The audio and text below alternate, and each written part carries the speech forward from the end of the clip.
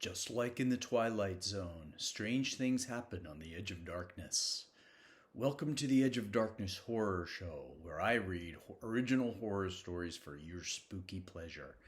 Edge of Darkness Horror. Join me if you dare. Welcome to the Edge of Darkness Horror Show. On today's episode, you're going to take an elevator ride into a different dimension. The elevator. You are on your way to Jarvis Legal Services downtown. Your appointment is for 3 o'clock p.m. At 2:45 p.m., you walk into the lobby of the Standard Building, a typical glass-encased 24-floor office building, and you check the gold-framed business guide in the lobby. Yep, 17th floor. The elevator comes. You get on and push 17. Inside the rectangular box are 6 other people. 2 are women. They are wearing identical long skirts and long tan trench coats. 4 are men. They wear suits, stand in polished shoes, and are clean cut. Reflections of their edgy faces and angular jaws radiate from the mirrored walls. You realize there's something strange about them. Their faces are similar to one another, but are hard, lifeless, yet alive. Their eyes are glossy, black, devoid of life. Wait, are their faces made of plastic? Almost like robots. Should they be in a normal office building? Weird. What are these people? Things. Where are they going? What are they doing here? The elevator is bereft of sound. There is no talking, no noise, no breathing whatsoever. After a brief jump, it takes off again. Too quickly, it seems. You feel a slight G-force. Upon checking your watch, you notice it's 2:47 p.m. 2 minutes later, the elevator stops, and as it does, an LED number flashes on top of the door, 110. What? I know this building only has 24 floors. The LED must be broken. You see huge nuts and bolts holding triangular braces together. Long steel arms swing back and forth. Oily hydraulic presses move steel pistons in and out. What the hell kind of place is this? As one hydraulic arm swings to the right, pulling out a piston from its female mate high above, another one swings to the left. As it does, you spot a hallway behind the arm. The tube appears to go on forever. Suddenly, one of the women, as if on cue from somewhere, steps out of the elevator, turns back and says, "I think I know where to go." She turns toward the piston, and as the hydraulic arm swings to the left, pausing for a moment before it's brought back by gravity, deftly enters the hall. The door closes again. I guess she knows where she's going like she said. The elevator takes off again. This time it stops at... Wait, the number at the top is flashing. -14? Huh? -14? What the hell is going on? I know this building goes down to B2, right? Yeah, B2 is parking. The doors once again zoom open. Again you see a hallway flanked with a different set of massive triangular braces, swinging steel arms, plunging hydraulic presses, and huge nuts and bolts. This time one of the clean-cut men, as if on cue, steps out and turns. "I think I know where to go." He says this in a gentle tone, then turning and disappearing down the strange hallway. Huh? The same thing just happened. Oh my god, where in the hell am I? At the next stop, you see the LED number flashing, this time 234. What the hell? I must be in some kind of dreamland. That's it, I'm dreaming. I've got to pinch myself. You do. You pinch yourself so hard that your forearm skin turns red.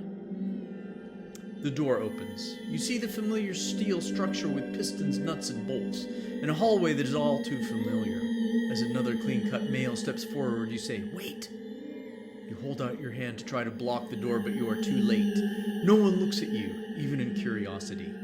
The man then steps out. He turns and says, "I think I know where to go." He turns and walks straight through the swinging arms in a motion perfectly timed, without a hint of getting smashed to bits. How do they do that? He too disappears down the long, endless hallway. In the elevator with you are 3 more people, 1 woman and 2 men. You turn to try to see their eyes, but they are still lifeless, glossy and dark. "Hey." You wave at the woman. She does not respond.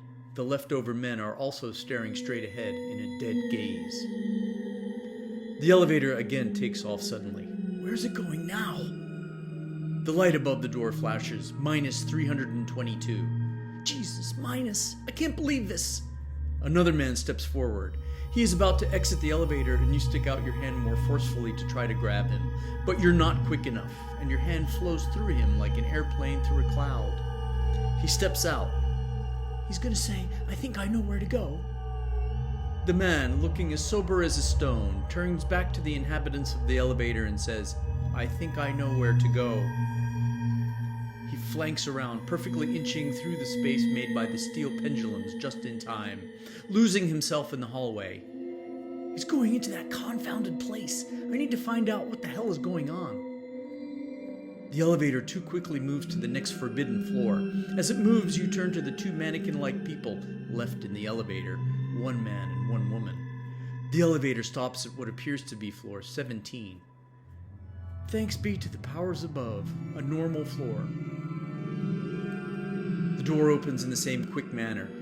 It's the same scene. Hello, excuse me, where in the hell am I? You push the shoulder of the man. He moves with your push but doesn't look at you. How do I get out of here? This is the 17th floor. It should be a normal floor, but... You say to the recipients of your pleading, but they appear not to hear. The elevator stops and the man steps forward. No, you shouldn't go out, you say. You run and grab him by the left arm. The man turns to you and stares you down. You notice his eyes are deep, glossy. They are the black eyes of evil. Holy crap, I'm in hell. You look at the figure before you. The man continues to relentlessly stare at you. The mental power, like a black hole in the depth of your mind, forces you to freeze. Those eyes, they're pushing me, forcing me. The man proceeds to step forward, and all at once he exits with the fluid motion of a cricketer. He turns and says, I think I know where to go. The muscle between your eyes curls up in cringe. Tell me what's going on. You know what he will do and where he will go. You clench your temples between your right thumb and middle finger.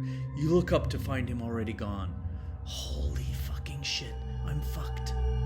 One woman remains. You stare at her. Her reflection stares back from the mirror-like walls of the elevator. There are endless images of you and her bouncing to and fro in that horrible box.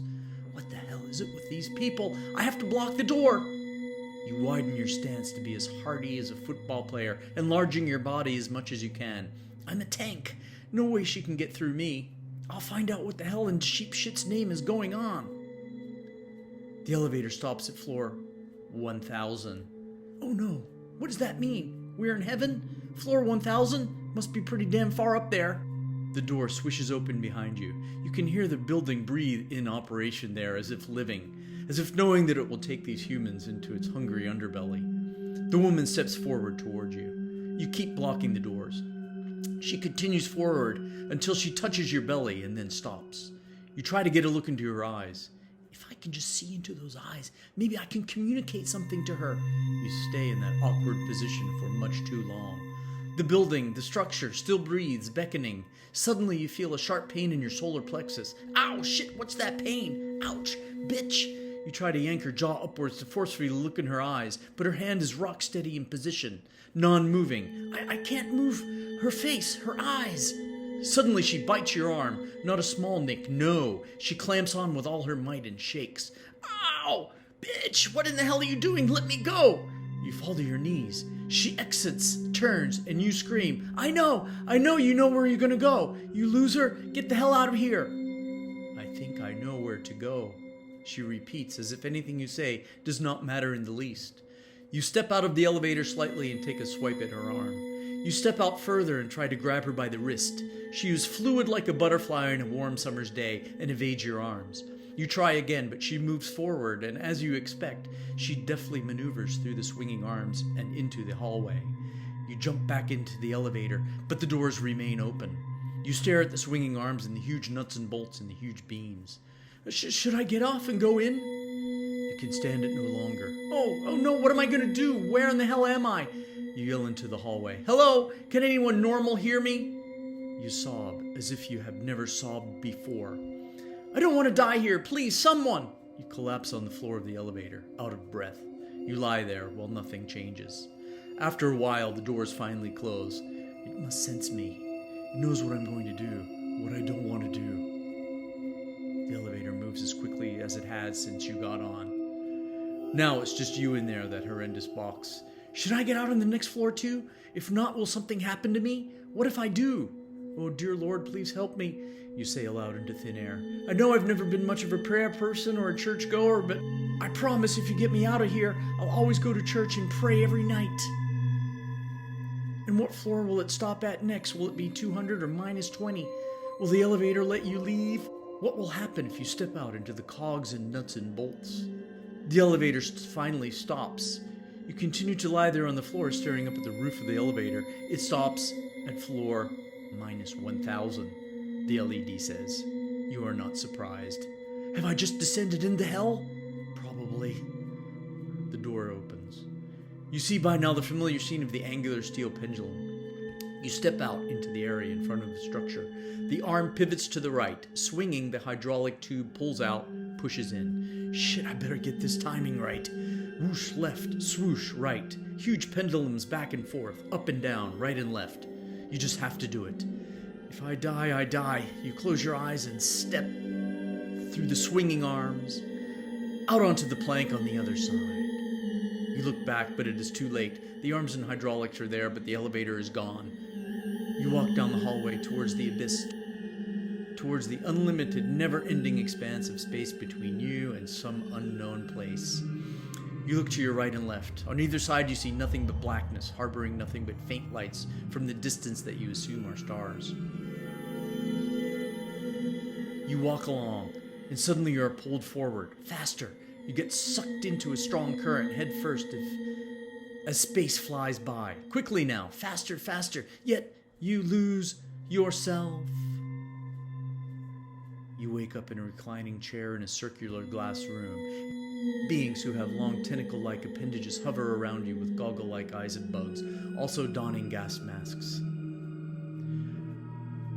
You notice you yourself are wearing a gas mask with a long tube attached, and there are other tubes going into your arms. One being pulls up your masks and examines your eyes with the end of a tentacle, opening them further, almost ripping the lids off. Ouch, you say, assuredly aloud, and you wonder if you have made enemies of these beings. It slams the mask down hard over your head. Another being checks the tube in your left arm.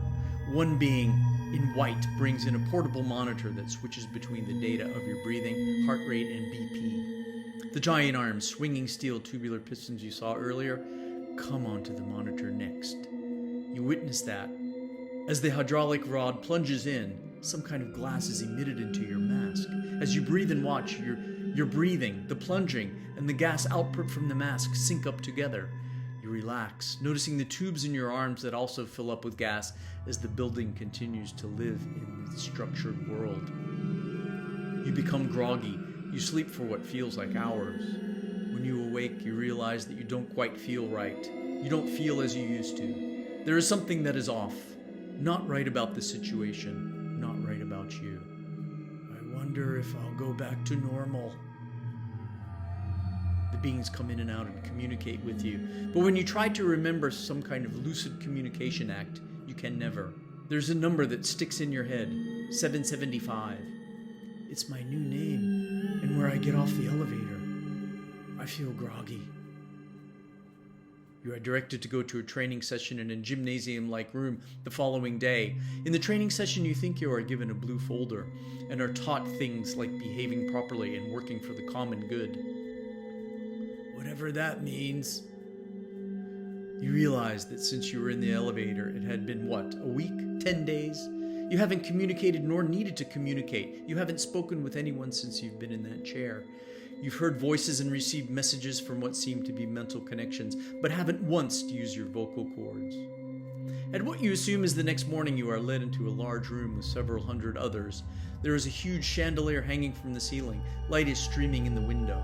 7 tentacled beings are in front of the room, just standing, monitoring, perhaps watching. Everyone is standing in rows of straight lines, facing forward. Some instructions are communicated and you get them, understand them, but part of your brain does not seem completely there, you realize, but can't react. You see, but don't comprehend. You have no desire to move and don't even want to look to your sides. All of the others, now very much like you, are instructed to exit the massive room and walk down a narrow hallway in a single file.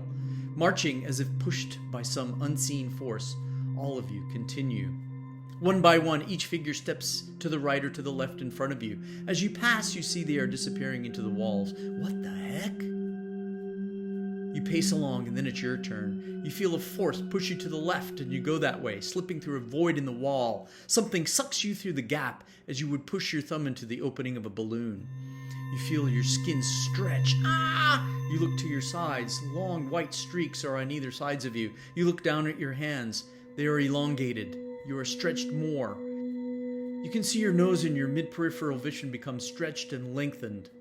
Your head stretches forward, and your body feels like it will be pulled apart at the middle. Ah! I must be in a black hole! Ah! You look down and see your legs stretch forward and stretch around in front of you like spaghetti. All at once, as if pushed out by some unusual force, you pop out of wherever you were, like your thumb popping out of a balloon, and fall on a hard surface. You lie on that surface for a while, and finally you gather your composure. You stand up because you can stand up. You are not dead. And, as if on cue, you turn to the left. You notice that you are one of 6 people. You are in a rectangular box. Aha, this is an elevator. The elevator stops at floor L. The doors open and a young woman enters. The door closes, takes off, and stops at floor 110. You see her glance at the LED number as she lets out a sigh. Huh? The woman looks back at all of you. You can sense the longing in her confusion. You can sense as she stares at you, and she waves hysterically. She asks things, she pleads, beckons, grinds, but you have no desire to look back into her eyes, although you know her feeling. The elevator stops at minus 320. You feel compelled to step forward as the elevator stops. The woman comes at you, tries to see your face. Something urges you to turn, face everyone, and say, I think I know where to go. Your urges turn you back and you step out. The woman comes at you and asks, Wait, where are you going? Stop! You realize your predicament. You get it now. I'm here. You realize that you have become part of the machine. And you can never, never leave. You can hear the woman in the background, bewildered at the sight of the mechanized underbelly of the machine, of this netherworld, as she starts to utter questions, let out gasps. Just wait, you utter to yourself and think. You'll understand soon enough. You'll be here someday. You'll see.